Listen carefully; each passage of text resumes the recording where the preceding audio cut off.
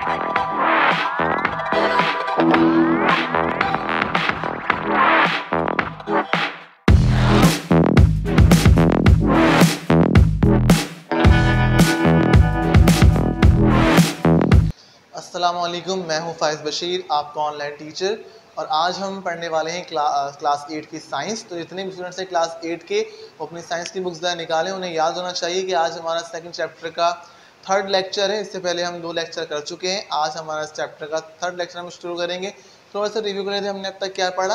तो second chapter में हमने स्टार्ट की थी अपनी बात जो है वो सेल डिवीजन के हवाले से, कि जो सेल्स हैं, जो जानदारों की बॉडी का जो बेसिक यूनिट है जिससे किसी भी जानदार की बॉडी बनती है, भले वो सिंगल सेल है मल्टी सेल्स हो, तो वो सेल्स जो हैं वो जो ग्रोथ में जो प्रोसेस है बॉडी का, बॉडी इंक्रीज हो रही है, एक बच्चा जवान हो गया फिर बूढ़ा हो गया, जो साइज़ की इंक्रीमेंट है कि आपके पास जो है वो एक सीड से एक प्लांट बन गया, एक ट्री बन गया। तो ये जो टॉपिक है, ये जो प्रोसेस है वो सेल डिवीजन का है। तो सेल डिवीजन जो है वो हर तरह के जानदारों में होती है। उसकी बहुत सारी इंपॉर्टेंस हमने पढ़ी थी कि सेल डिवीजन क्यों ज़रूरी है। फिर हमने बात की थी सेल डिवीजन में कौन कौन से सेल ऑर्गेनेल इन्वॉल्व हैं, तो वहाँ न्यूक्लियस और क्रोमोसोम इन्वॉल्व थे। देन हमने बात की थी कि सेल डिवीजन कितनी तरह की होती है। सेल डिवीजन 2 तरह की होती है, माइटोसिस और मियोसिस। माइटोसिस बॉडी में हर वक्त होती है एज अ ग्रोथ की जब बात करेंगे, और मियोसिस बॉडी में सिर्फ जब होगी जब बॉडी क्या करेगी, रिप्रोडक्शन करेगी। सही है। तो ये हमने अब लास्ट टाइम सारी बातें डिस्कस की थी। उनके डिस्कस किया था कि माइटोसिस में कौन से स्टेप्स मौजूद हैं, मियोसिस में कौन से स्टेप्स मौजूद हैं। ये सारी बातें करने के बाद आज हम पहुंचे हमारे जो है वो थर्ड लेक्चर के ऊपर। इसका टॉपिक है इनहेरिटेंस। सही, उर्दू में कहते हैं विरासत।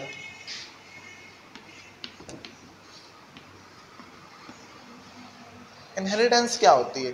सही, एक तो विरासत वो होती है कि जो प्रॉपर्टी, जो दुकानें मकाने, कोई भी चीज़ जो पेरेंट्स जो है वो अपने बच्चों को दे जाएं, सही, तो वो विरासत कहलाती है। विरासत में हमें ये मिला है। लेकिन ये दुनियावी बात है। सही है। हम अभी बात कर रहे हैं साइंस के लिहाज से। सही है।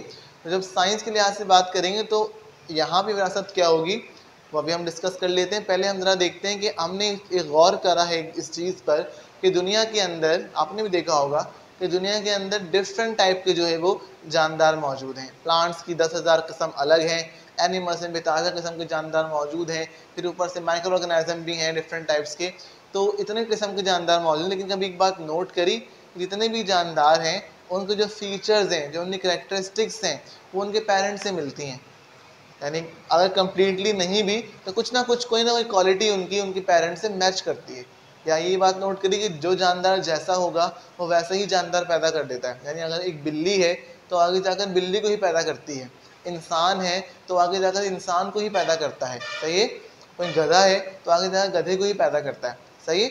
या आपके पास जो है अगर प्लांट से बात कर ली जाए तो जिस प्लांट का सीड होगा वो वही प्लांट आगे जनरेट करेगा। फॉर एग्जांपल अगर मैंगो खाकर मैंगो की जो सीड है अगर उसको ज़मीन में बो दिया जाए तो मैंगो प्लांट निकलता है, एप्पल का प्लांट नहीं निकलता, या आपके पास दूसरा कोई फ्रूट कोई निकल जाता। वेजिटेबल में अगर गाजर को ज़मीन में बोया जाए तो गाजर ही निकलेगी, रेडिश नहीं निकल सकती, दूसरी कोई सब्जी नहीं निकल सकती। सही है।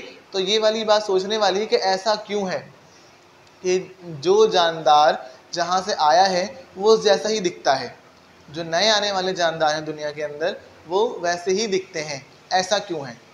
सो इसकी वजह यही है इनहेरिटेंस का प्रोसेस, विरासत का अमल। इनहेरिटेंस होती है, विरासत होती है, इसी वजह से हर आने वाला नया जानदार जो है वो अपने पेरेंट्स जैसा दिखता है। कम्प्लीटली नहीं भी दिखता तो आपके पास कुछ ना कुछ क्वालिटीज़ उसकी अपने पेरेंट्स से मैच करती हैं। इसी प्रोसेस को, इसी रिजेम्बलेंस को हम क्या कहते हैं? इनहेरिटेंस कहते हैं। कि जो रिजेम्बलेंस है, जो मुशाहिबत है पेरेंट्स और उनके ऑफस्प्रिंग में, उनके बच्चों में, उनकी औलादों में, भले वो कोई भी जानदार हो दुनिया का, सब में होती है वो। सही, उसे इनहेरिटेंस कहा जाता है। तो जो पेरेंट्स के कैरेक्टर्स हैं, उनके प्रॉपर्टीज़ हैं, उनके फीचर्स हैं, उन्हें ट्रेड्स कहा जाता है। क्या कहा जाता है? ट्रेड्स। यहाँ एक नया वर्ड हम अभी स्टडी कर रहे हैं, ट्रेड। क्या होते हैं ट्रेड्स? ट्रेड्स होते हैं कैरेक्टरिस्टिक्स ऑफ पेरेंट्स। कोई भी पेरेंट्स, उसकी भी बात नहीं कर रहे अभी।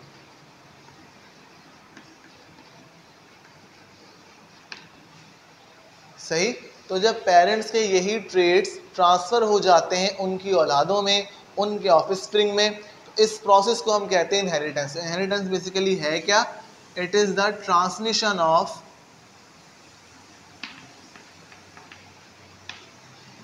पेरेंट्स ट्रेट्स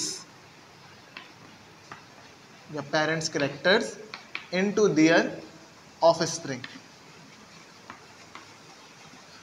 इनहेरिटेंस का जो प्रोसेस है उसका मतलब क्या है कि पेरेंट्स के जो करेक्टर्स हैं, प्रॉपर्टीज़ हैं, वो ट्रांसफ़र हो जाएंगी उनके ऑफस्प्रिंग में। इसे कहा जाएगा विरासत का अमल। करेक्टर्स कौन से, प्रॉपर्टीज़ कौन सी? अगर ह्यूमन की बात करूँ, फॉर एग्जांपल, हर एक करेक्टर, हर एक फीचर, सही है, जैसे कि आपका जो है वो आइस कलर कैसा है, हेयर कलर कैसा है, जो है वो हेयर टाइप कैसी है, कर्ली है, वेवी है या स्ट्रेट है, सही है, या इसके अलावा जो है वो बियर्ड स्टाइल कैसा है, या बोलने का तरीका कैसा है, सोने का तरीका कैसा है, खाने का तरीका कैसा है, ऑल टू ऑल जितने भी कैरेक्टरिस्टिक्स हैं बॉडी के अंदर, कोई बीमारी भी हो सकती है इसमें, सही है, वो तो पेरेंट्स से आ गई हो, तो जितने भी कैरेक्टर्स हैं, फीचर्स हैं आपके पास पेरेंट्स के, वो आ जाते हैं उनके ऑफस्प्रिंग के अंदर। इसको हम कहते हैं इनहेरिटेंस। यही वजह है कि आपके पास जो ऑफस्प्रिंग है वो मैच करते हैं अपने पेरेंट्स। अगर आपने कभी गौर किया हो तो आपके भी बहुत सारे फीचर्स जो हैं वो मिलते हैं आपके, या तो मदर से मिलते होंगे, पेरेंट्स से मिलते होंगे, सही है। किसी की जो है वो आइज़ उसके फादर जैसी हैं, किसी का जो है वो फेस कट जो है उसके फादर जैसा है, किसी के जो है वो हेयर टाइप जो है वो मदर जैसा है, किसी के जो है वो हेयर कलर मदर जैसा है, सही है, कोई बिल्कुल अपने फादर की तरह बोलता है, सही है। तो बहुत सारी बातें जो हैं, जितने भी फीचर्स हैं वो मिलते हैं। अब आपको यहाँ पे एक एक्टिविटी परफॉर्म करनी है कि आपने एक लिस्ट बनानी है, सही है, आपने एक लिस्ट बनानी है। फॉर एग्जांपल कि हम आपको भी चेक करना है लिस्ट बनाने के बाद कि कौन कौन से कैरेक्टर्स हैं जो आपके मैच करते हैं आपके पेरेंट्स से। तो आपने एक 3 कॉलम बना लेने, सही है। तो आपने एक में लिख देना है पेरेंट्स ट्रेट। अब आप यहाँ पे जो है वो पेरेंट्स से करेक्टर लिख लेंगे, यानी आइस कलर कैसा है, हेयर कलर कैसा है, सही, हेयर टाइप कैसी है। अगले कॉलम में आपने अपने करेक्टर लिख लेने, सही है। और फिर तीसरे में आपको रिजेम्बलेंस शो करनी है, कौन सा करेक्टर मैच किया और कौन सा करेक्टर मैच नहीं किया। तो ये एक्टिविटी आपकी बुक में ही मौजूद है, पेज नंबर 41 के ऊपर। आप देख सकते हैं कि यहाँ पे आप ये बात चेक करेंगे कि आपके कौन से फीचर्स हैं जो आपके पेरेंट्स से मैच करते हैं और आपके कौन से फीचर्स हैं जो आपके पेरेंट्स से मैच नहीं करते। तो ये ऐसा नहीं है कि बिल्कुल जो है बिल्कुल कंप्लीटली हूबहू मैच कर जाएंगे, क्योंकि हमारे 2 पेरेंट्स हैं, मदर एंड फादर। तो जो ऑफ स्प्रिंग्स होते हैं वो मिक्सचर होते हैं मदर एंड फादर का, तो दोनों में मिलेंगे वो। ऐसा नहीं कंप्लीटली फादर का लुक हो जाए, कंप्लीटली मदर जैसा हो जाए, ऐसा नहीं होता। मतलब कुछ फीचर्स मदर से मैच करेंगे, कुछ फीचर जो है वो फादर से मैच करेंगे, तो मैच तो करेंगे, ये बात तय है, सही है। अगर एक काली बिल्ली है तो उसके अगर बहुत सारे बच्चे, तो कोई ना कोई बच्चे तो काला ज़रूर होता है, सही है। तो कोई ना कोई कहीं ना कहीं तो फीचर कोई ना कोई मैच कर जाता है, सिंपल। तो ये क्यों हो रहा है, इसकी वजह ही यही है, इनहेरिटेंस का प्रोसेस, कि आपके पास जो वालिदैन की खसूसियात होती हैं वो ट्रांसफ़र हो जाती हैं किसमें, उनकी औलादों में। इस अमल को कहा जाता है विरासत का अमल इन द साइंस। यहाँ किसी प्रॉपर्टी की, जायदाद की बात नहीं की जा रही, बल्कि वालिदैन जो अपने कैरेक्टर्स ट्रांसफ़र कर रहे हैं ऑफस्प्रिंग में, उनको कहा जा रहा है इनहेरिटेंस का प्रोसेस। सही, क्लियर यहाँ तक? तो यहाँ पे हम जो है आगे बढ़ते हैं। अब बात ये आती है कि ये होता कैसे, कौन जिम्मेदार है इस विरासत का। बॉडी के अंदर, किसी भी जानदार की बॉडी के अंदर ऐसी क्या चीज़ मौजूद है जो आने वाले जो है जानदारों में, पुराने जानदारों में कैरेक्टर ट्रांसफ़र करवा देती है। तो हमने जो अभी इससे पहले स्टडी किया था वो यही बात थी, सही है। कुछ जानदार जो हैं, अभी हमने स्टडी किया था हमारे प्रीवियस लेक्चर में सेल डिवीज़न को। तो एक्चुअली सेल डिवीज़न जो है वही रिस्पॉन्सिबल है कि किस तरह से जो है वो ट्रांसफ़र होंगे पेरेंट्स से कैरेक्टर उनके ऑफस्प्रिंग में। ऐसे जानदार जो यह खलवी हैं, सिंगल सेल वाले हैं, वो तो काम यही करते हैं, सही है। उनकी बॉडी में जब सेल डिवीज़न हो गई, 1 सेल 2 सेल हो गए और उनकी तादाद बढ़ती रही। तो जो जानदारों का नंबर इंक्रीज़ हो रहा है कि एक जानदार पैदा कर लेता है, 1 से 2, 2 से 4, 4 से 8, ये तादाद बढ़ती जा रही है। इतने सारे इंसान दुनिया में मौजूद हैं, इतने सारे जो है और जानवर दुनिया में मौजूद हैं, जानवर, तो वो ऐसे ही काम कर रहे हैं, सही है। तो वहाँ पे भी क्या इन्वॉल्व है, सेल डिवीज़न इन्वॉल्व है। अब ये सेल डिवीज़न तो इन्वॉल्व है, लेकिन यहाँ और कौन से बकिया पार्ट मौजूद हैं तो ये काम करवाते हैं, अभी हम उनको स्टडी करते हैं। ये जो सारा प्रोसेस है इनहेरिटेंस का, विरासत का, वो डिपेंड करता है किसके ऊपर, डीएनए के ऊपर। DNA is a chemical compound, ये एब्रिविएशन है किसकी, डीऑक्सी राइबो न्यूक्लिक एसिड, सही, डीऑक्सी राइबो न्यूक्लिक एसिड। ये डीएनए की फुल फॉर्म होती है, और ये डीएनए ही जो है वो जिम्मेदार होता है इस प्रोसेस का, विरासत का। सही? कैसे?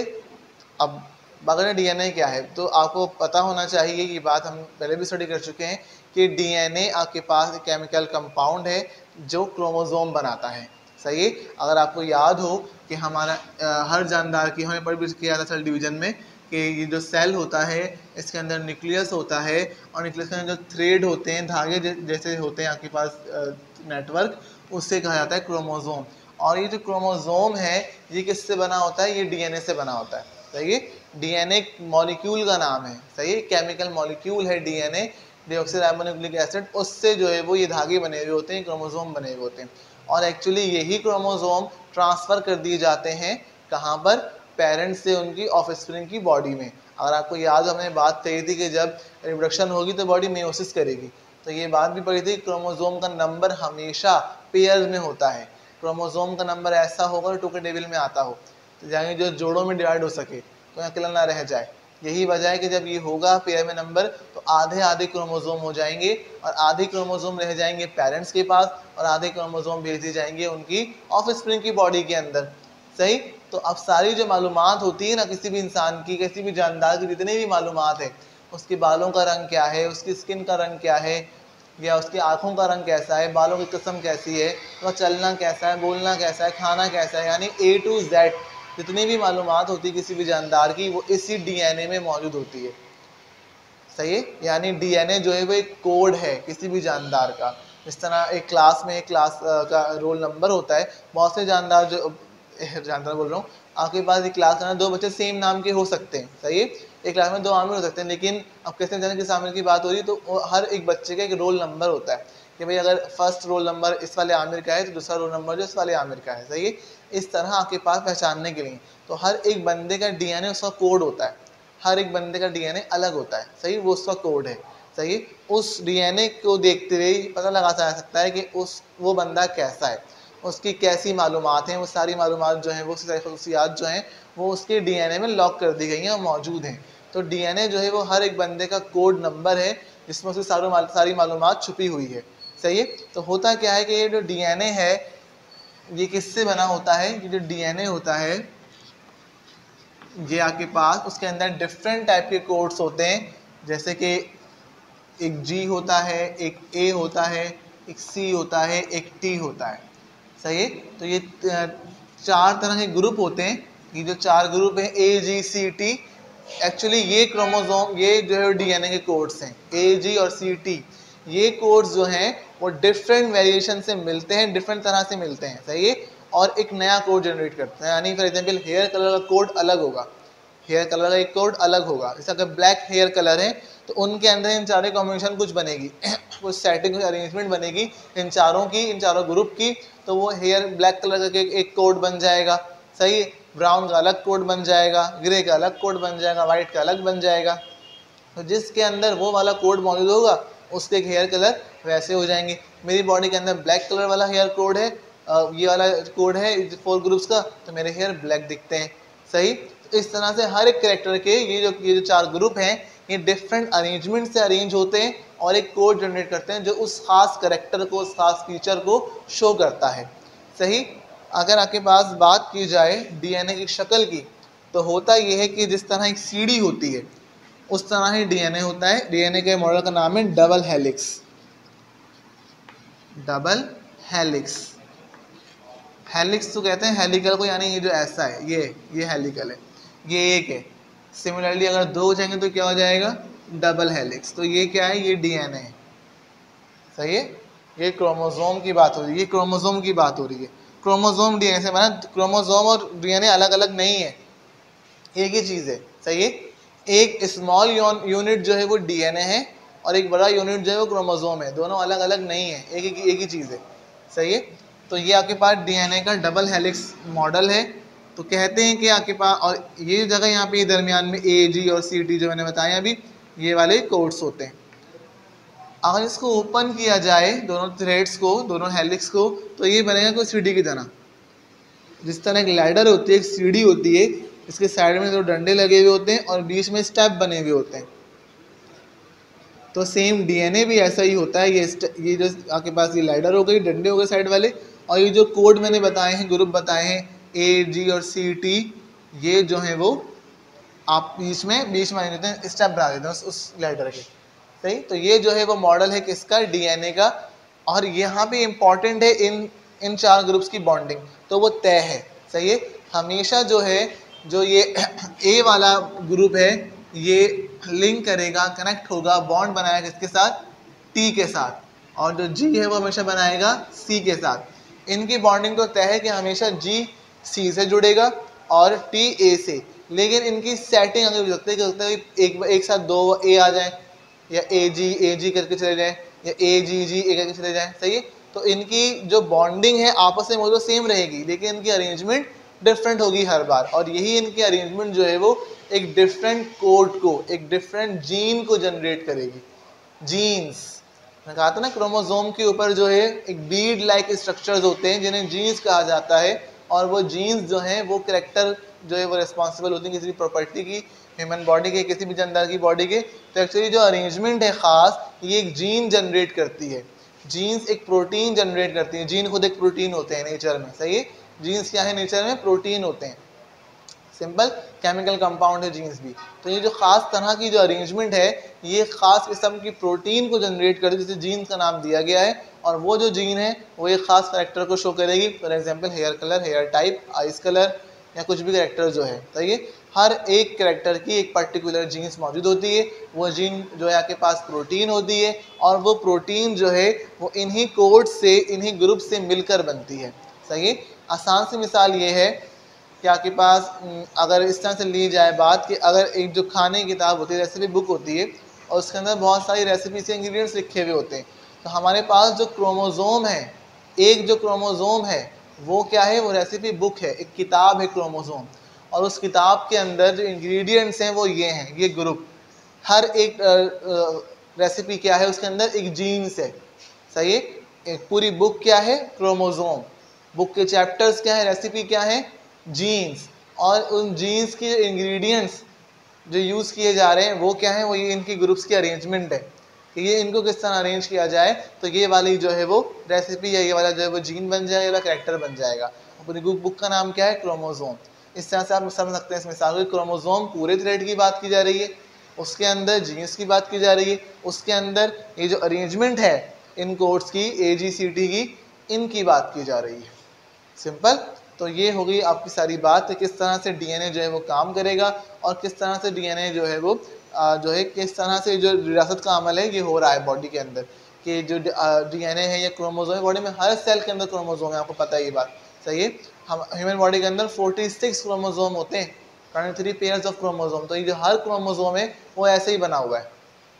सही है, हर क्रोमोसोम के अंदर जो है वो डीएनए है, हर क्रोमोसोम के अंदर ये 4 ग्रुप्स हैं, हर क्रोमोसोम के अंदर इनकी डिफरेंट अरेंजमेंट और डिफरेंट जीन्स हमें मौजूद हैं, तो डिफरेंट टाइप के कैरेक्टर्स को जो है वो शो करती हैं। सही, ये तो हो गई बात यहाँ पे। उसके बाद हमारे पास अगली बात ये आती है कि ये प्रोसेस होता कैसे होगा। तो वही वाली बात है, मैंने बताया था लास्ट टाइम भी कि मेयोसिस का जो प्रोसेस है उसके अंदर अगर 46 क्रोमोसोम हैं, सही, तो वो हो जाते हैं डिवाइड हाफ में, 23 और 23। तो होता ये है कि 23, एक जो 23 वाला पार्ट है वो तो पेरेंट्स अपनी बॉडी के अंदर ही रख लेते हैं, लेकिन दूसरा वाला 23 का पार्ट है वो जाता है ऑफ स्प्रिंग की बॉडी के अंदर या गैमिट के अंदर जो वो बन रहा है उस दौरान। सही, फिर मैंने आपको ये बताया था कि डीएनए के अंदर, क्रोमोसोम के अंदर ये पावर है कि वो अपनी कॉपी जनरेट कर लेता है। क्रोमोसोम के अंदर ये पावर है कि वो अपनी कॉपी जनरेट कर लेता है। तो यहाँ पे यही होगा कि जो आधे आधे क्रोमोसोम से ग्रुप जा रहे हैं आगे, वो अपनी कॉपी को जनरेट कर लेंगे। फॉर एग्जाम्पल होता कैसे है ये अमल, ये ऐसे होता है कि हमारे पास ये एक डीएनए है, एक क्रोमोसोम है, इसके अंदर ये A, T और C, J की अरेंजमेंट है, ये एक है। आगे पहले तो ये हो जाएगा ओपन, ये सारे जो है वो बॉन्डिंग टूट जाएगी और ये दोनों थ्रेड जो है वो अलग अलग हो जाते हैं, ये अलग अलग हो गए, इनके दरमियान के बॉन्ड जो है वो टूट गए। अब अगर आपके पास एक साइड मौजूद हो डीएनए की, तो दूसरी साइड उसको देख के बनाई जा सकती है। बॉडी के अंदर सलाहियत मौजूद है कि अगर एक साइड, एक जो थ्रेड है वो मौजूद है अगर, तो दूसरा वाला उसको देख के बनाया जा सकता है। तो जब अब ये एक एक मौजूद है तो इसके साथ इसकी कॉपी बन जाएगी इस तरह से कि वही वाला पार्ट यहाँ पे आएगा जो उससे कनेक्ट होना है। सिमिलरली यहाँ पे भी यही होगा कि वही वाला पार्ट यहाँ पे आ जाएगा जो उससे कनेक्ट होना है। इस तरह ये एक थ्रेड से कितने बन गए, 2 बन गए। तो डीएनए के पास ये सलाहियत है कि वो अपनी कॉपी को जनरेट कर सकता है। और यही होगा कि जब ये हाफ दे देंगे आगे तो बॉडी में हाफ नहीं रहते, बल्कि वो जो हाफ हैं वो फ़ौरन से अपनी कॉपी बना लेते हैं और वापस दोबारा 46 हो जाते हैं। तो क्रोमोसोम नंबर वो सेम रहता है, उसमें कहीं कोई नहीं आता। कुछ देर के लिए वो हाफ ट्रांसफ़र करते हैं आगे, लेकिन फिर वापस से अपनी कॉपी को जनरेट कर लेते हैं। डीएनए के पास ये सलाहियत है, एबिलिटी है कि वो अपनी कॉपी जनरेट कर सकता है। और जब ये 2 थ्रेड्स बन गए यहाँ पर, तो ये वापस जो है वो ऐसे ही जो डबल हेलिक्स बताया था आपको, ये डबल हेलिक्स में जो है वो बन जाएंगे। सही, तो ये सारा काम इस तरह से जो है होता है। अब वो 2 बन गए यहाँ पर थ्रेड। सही, तो जो इनहेरिटेंस का प्रोसेस है उसकी जो हिस्ट्री है, जो स्टोरी है, वो ये थी कि डीएनए के ऊपर ये प्रोसेस डिपेंड करता है। क्रोमोसोम्स होते हैं जो आगे ट्रांसफ़र कर दिए जाते हैं पेरेंट्स ऑफस्प्रिंग में। क्रोमोसोम्स डीएनए से बना होता है। डीएनए के अंदर स्पेशल टाइप के ग्रुप होते हैं जी, सी, ए, टी, जो रिस्पॉन्सिबल हैं डिफरेंट टाइप की कोडिंग के। ये कोडिंग जो होती है वो एक ख़ास किस्म की प्रोटीन जनरेट करती है। इस ख़ास किस्म की प्रोटीन को जीन्स का नाम दिया गया है, और एक्चुअली यही जीन्स होते हैं जिनके अंदर हर एक करैक्टर, हर एक फीचर, हर एक ट्रेट को लॉक किया जाता है। और at the time of reproduction, meiosis के दौरान, ये क्रोमोसोम जब आगे जाते हैं तो अपने साथ वो डीएनए, वो जीन्स भी लेके जाते हैं। सही है, जब हाफ हाफ होकर चले गए तो अभी एबिलिटी भी इनके पास मौजूद है कि ये अगर इनके पास एक थ्रेड है, दूसरा थ्रेड ही जनरेट कर लेंगे। इस तरह से ये जीन्स आगे चले जाते हैं, और जो जीन पेरेंट्स के कैरेक्टर्स होते हैं वो जीन्स के थ्रू उनके ऑफिस में मूव कर जाते हैं। यही वजह है कि हर जानदार जो नया आने वाला जानदार है वो अपने पेरेंट्स से मैच करता है, क्योंकि उसके अंदर जो डीएनए कहाँ से आ रहा है, उसके पेरेंट्स से ही आ रहा है। सही, एक जो थ्रेड आ रहा है वो उसके पेरेंट्स से ही आ रहा है, उसको देख के उसकी कॉपी बनाता है। डीएनए के पास एक सलाहियत है, कॉपी बना लेता है। तो जो एक वाला पार्ट है डीएनए का वो पेरेंट्स से आ जाता है, बाकी दूसरा वाला वो उसको देख के उसकी कॉपी जनरेट कर लेता है। तो it's all about inheritance and DNA and its coding. So उम्मीद करता हूँ कि आपको बात समझ में आई होगी कि किस तरह से ये अमल हो रहा है, किस तरह से विरासत का प्रोसेस देखा गया है और किस तरह से ये चीज़ें काम कर रही हैं। आपको करना ये है कि आपने इस लेक्चर को एक बार पढ़ लेना है, पूरे टॉपिक को अपनी बुक के अंदर, और समझ लेना है। और ये इंपॉर्टेंट पॉइंट से याद रखने वाली बात है, डीएनए की फुल फॉर्म क्या होती है, क्रोमोसोम में कौन कौन से ग्रुप होते हैं, जीन्स क्या होते हैं। सही है, ये सारी बातें जो है आपको याद करनी है। इनके की पॉइंट्स जो हैं चैप्टर के, उसको टॉपिक के आपने एक जगह लिख लेना है, ताकि बाद में आपको कोई चैप्टर का खुलासा अलग से मिल जाए। अब बारी है आपकी होमवर्क और क्लास वर्क की। मिलेंगे आपसे आपके अगले लेक्चर में। अल्लाह हाफिज़। Okay students, it's your class work time. और अब बारी है आपके होमवर्क की।